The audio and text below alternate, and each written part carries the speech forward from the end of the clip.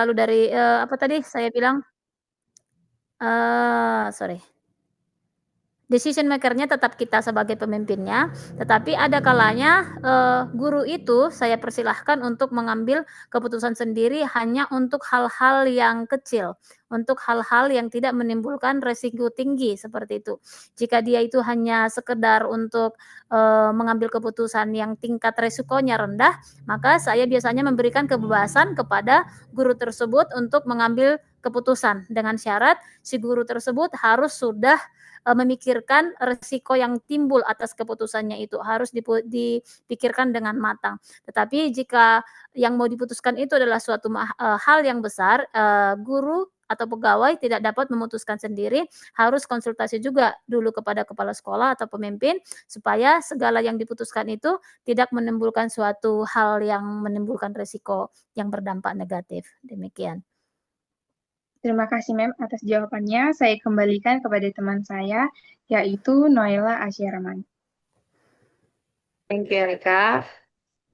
I will give the chance for Nabila to ask some question to Mem Girsang.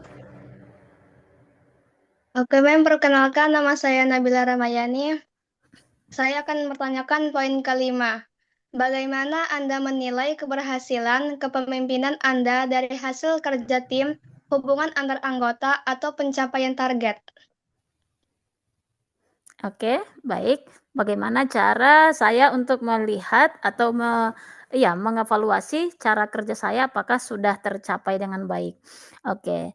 Secara pribadi kepemimpinan saya itu saya akan ada selalu personal meeting, headmaster meetings like that. Jadi selalu akan ada, pertemuan pribadi antara kepala sekolah dengan guru secara pribadi itu setiap bulannya, demikian. Jadi biasanya di awal bulan saya sudah tekankan, sebagai seorang guru Anda harus, di kelas itu melakukan hal ini. Kita harus mencapai suatu hal, misalnya seperti itu saya tekankan kepada biasanya sih itu beda saya tekankan ke guru A, guru B, guru C, bahkan itu misalnya ke TU sendiri, saya berikan target yang berbeda-beda. Kamu harus mencapai ini, dengan yang berbeda, dengan tupoksi yang berbeda. Nah, itu di awal bulan. Jadi untuk melihat apakah, target yang saya sudah berikan itu sudah tercapai, maka di akhir bulan saya akan memanggil mereka kembali, saya akan melihat sendiri pencapaiannya, saya akan terjun langsung ke kelas, saya akan melihat. Contoh, saya melihat, nanti anak-anak dibuat ice breaking ya, nanti anak-anak dibuat kreativitas ya, nanti anak-anak diajak untuk, belajar di luar kelas ya, harus ada kreativitasnya bla bla bla dan yang lain. Nah, saya akan turun tangan sendiri, saya akan melihat apakah si guru tersebut sudah melakukan apa yang saya tekankan kepada anak-anak. Nah, ketika itu saya bisa langsung lihat sendiri, ketika mereka belum melaporkan saja pun saya sudah melihat, oh ternyata guru A sudah melakukan sesuai dengan saya inginkan, saya tekankan sudah dilakukan. Tapi mungkin saya berikan 5 poin, mungkin yang diberikan misalnya 4 poin, itu akan menjadi PR sama saya. Oh, jadi saya akan apresiasi dia nantinya. Oke, terima kasih Bu sudah melakukan yang saya bilang, tapi di antara yang 5 poin, Anda masih melakukan 4 poin. Besar harapan saya 1 poin berikutnya akan dilakukan ke depannya. Tetapi sebelum saya bertanya satu itu kenapa tidak dilakukan, saya ingin bertanya, apa kendalanya kenapa tidak dilakukan? Jadi seperti itu. Jadi saya tidak notabene langsung menyalahkan si guru tersebut, saya menanyakan dulu, apa kendalanya, kenapa, si guru tersebut tidak melakukan sesuai dengan yang saya bilang sehingga target itu tidak tercapai. Nah, ketika target itu tidak tercapai, saya sudah, menanyakan kepada guru yang bersangkutan apa kendalanya, maka kendala tersebut kita atasi bersama untuk tetap bisa mencapai, target yang ditetapkan, demikian. Okay, thank you, my friends. And now it's my turn, ma'am, to ask you 2 questions. Number 6 is, bagaimana Anda sorry, ma'am. Bagaimana cara Anda menangani anggota tim yang kurang disiplin atau kurang berkontribusi, ma'am? Well, maybe Noella has known. If I see a teacher that she is not obeying the task, not responsible for her tasks, usually I will give a punishment, not because of money, but it will because of disiplin. Untuk Erika, Nabila, dan teman-teman, apakah saya full English atau bahasa Indonesia ini ceritanya?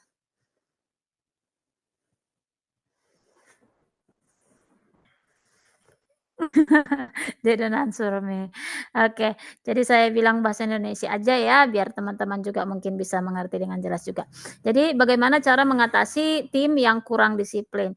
Nah, ini adalah hal yang sangat tidak baik apabila itu terjadi di suatu perusahaan, sekolah, dan lain sebagainya. Karena itu akan menjadi suatu contoh yang jelek kepada teman-teman. Bukan lengkap dengan CCTV-nya, kita berlakukan juga dia ada misalnya fingerprint-nya, dan sebelum mulai pembelajaran kita sudah tekankan. Jadi waktu belajar itu seperti apa. Jadi kita akan menunjukkan dan mensosialisasikan di awal semester itu, apa-apa aja peraturan di sekolah itu. Jam masuknya, mulai everything lah, mulai seragamnya, jam masuknya, jam keluarnya. Nah, jika hal itu dilanggar, maka apa konsekuensinya? Jadi sudah jelas. Jadi kalau misalnya sudah ada CCTV, kita sudah bisa lihat dia itu mengajar dengan baik atau tidak. Dia melakukan pembelajaran itu dengan baik atau tidak. Kemudian ada juga misalnya fingerprint, jadi dia nggak bisa mengelak misalnya, "Oh aku datangnya tepat waktu loh men," gitu. Jadi nggak bisa karena sudah terekam dia masuknya jam berapa, pulangnya jam berapa, seperti itu. Jadi sebelum itu dilakukan kita juga sudah sepakati kalau misalnya dia terlambat, apa yang harus dilakukan. Apabila dia tidak mengajar dengan baik, apa hal yang dilakukan. Jadi sudah ada punishment-nya berupa, kedisiplinan aja, demikian. Thank you, ma'am. And I will ask the last question from our discussion. The last is, apa pengalaman paling menantang yang pernah ma'am hadapi sebagai pemimpin? Dan bagaimana cara ma'am untuk mengatasinya? Wow, this is so difficult question, I think, but I try to answer it. It's really difficult. The most difficult is when I find a teacher but cannot teach. Do you know my point? You're Yeah, a ma'am. teacher but you cannot teach. That's the very difficult things that I solve. Jadi mungkin untuk maybe for Noella, Erika, Nabila, dan Reva, dan teman-temannya, you are a teacher's candidate. Kamu adalah calon-calon guru nantinya, kan gitu kan. Jadi bersiaplah untuk menjadi guru, bukan bersiap menjadi, how to say, bersiap menjadi pegawai, oke? Do you know my point? Jadi bersiaplah sebagai guru. Guru itu pendidik loh, bukan hanya sekedar aku mengajar, aku dapat bayaran, bye. Not as easy as like that. Tidak semudah itu. Jadi, tantangan maybe I had ever discussed and told it to Noella, bahwa generasi-generasi Z seperti, adik-adik sekarang lebih kayak bodo amat gitu. Pokoknya aku dapat SPD-ku, aku bisa melamar, P3K, aku bisa melamar SPNS, sesimpel itu. Jadi, saya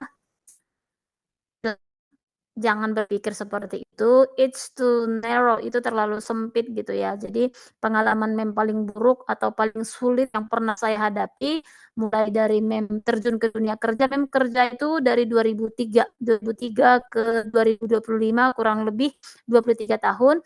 Hal tersulitnya adalah ketika saya menemukan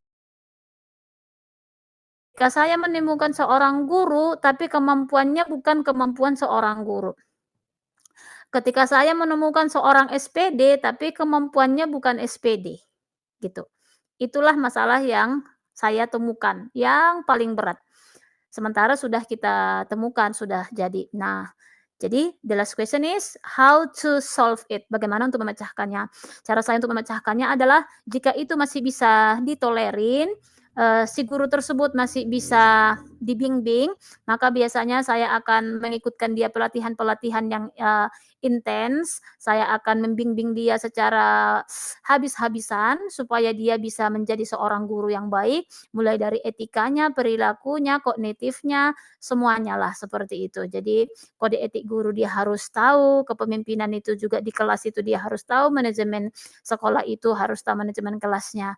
Jadi itulah hal yang paling berat. Itulah mungkin yang bisa saya ini kan saya hadapi yang paling berat dan caranya tadi seperti itu. Jadi biasanya saya mengikutkan dia pelatihan eksternal dan internal. Jadi kita ada pelatihan di sekolah, ada juga pelatihan di luar sekolah. Dan sejauh ini ya praise the Lord, it solved well. I think that's all. Thank you, ma'am, for the time, for the how to say it, ya. Attention. Untuk jawabannya, for the answer from our question, we have we have got the nice answer from you, and we can fill the assignment for tomorrow from our apa ya dari ma'am. And now the interview has finished, and we will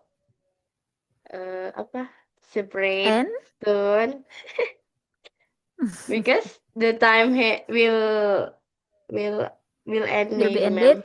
Yes, ma'am. Okay, But we that's have okay. received the nice answer, and we can fill our assignment later from your good answer too, ma'am.